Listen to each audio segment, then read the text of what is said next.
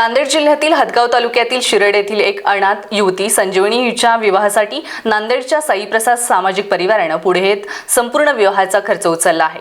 तसेच कन्यादानासाठी लागणारे आवश्यक साहित्य घरपोच पोहोचवून सामाजिक बांधिलकीचं एक अत्यंत प्रेरणादायी उदाहरण घालून दिलंय। साईप्रसाद परिवाराच्या या संवेदनशील कार्यामुळे संपूर्ण परिसरातून त्यांचं कौतुक होत आहे। संजीवनी हिच्या आयुष्याचा प्रवास अत्यंत संघर्षमय राहिलाय।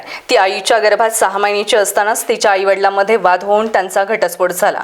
त्यानंतर तिच्या आई आणि वडील दोघांनीही दुसरा विवाह केला, ज्यामुळे संजीवनी पोरकी झाली। अशा अत्यंत प्रतिकूल परिस्थितीत तिच्या आजीने तिचा सांभाळ केला। काळ पुढे सरकला तशी संजीवनीच्या विवाहाची वेळ जवळ आली, परंतु हलाखीची परिस्थिती असल्यामुळे विवाहाची जबाबदारी पार पाडणं मोठी समस्या बनली होती। अखेर ही खडतर परिस्थिती साईप्रसाद सामाजिक परिवारापर्यंत पोहोचली। माहिती मिळताच संस्थेने तात्काळ पुढाकार घेत संपूर्ण विवाहासाठी आवश्यक साहित्य व आर्थिक मदत उपलब्ध करून देण्याचा निर्णय घेतला। या कार्यात गावातील दानशूर नागरिकांनीही सढळ हाताने आर्थिक सहकार्य केले।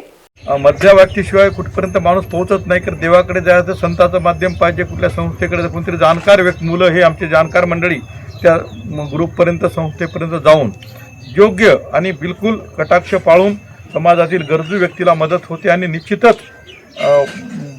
बोलून समाधान करण्याऐवजी एक चांगली मदत देऊन त्या मुलीच्या जीवनामध्ये येणाऱ्या उद्या भविष्यामध्ये तिला काही गरज असते संसार उपयोगाची अशी गरजू वस्तू देऊन एक चांगली मदत त्या साईप्रसादकडून केली जात आहे। निश्चितच हे सगळ्याच दृष्टीनं त्यांचं जरी कुठं नाव अनामिक मंडळी असेल तरी एक प्रशासनीय बाब आहे। फक्त त्यांच्यापर्यंत गरजू व्यक्ती पोहोचवणं आणि आलेली मदत निष्काम सेवेनं त्यांच्यापर्यंत पोहोचवणं हेच आपलं मध्यस्थी म्हणून काम आहे।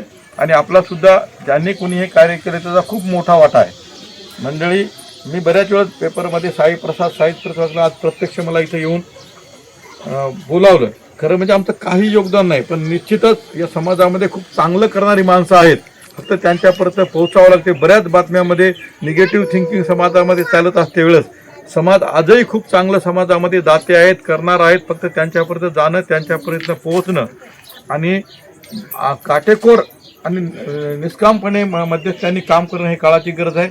आज खरंच हा परिवार आनंदी आहे। ही मुलगी माझ्या बाजूलाच आहे। आता येणाऱ्या उद्याच्या किती तारखेला बेटा 24 तारखेला लग्न आहे। दोन्ही आईवडील हरवल्यामुळं आणि परिवारातले असे सगळीच मंडळी सदन नाही, सर्व रोजमजुरी करून माणसं आहेत आणि खरंच त्यांच्या पुढे याची फिकीर पडली असते की कसं करायचं, कारण किती गरिबाचं असो कुणाचं असो करायचं त्या पद्धतीने करावंच लागते, आपण करतो सुद्धा।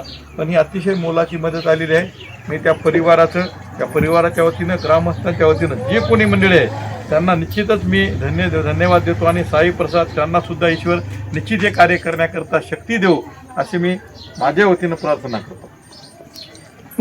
Shyam Benjanwar, star Maharashtra news, Gadchiroli.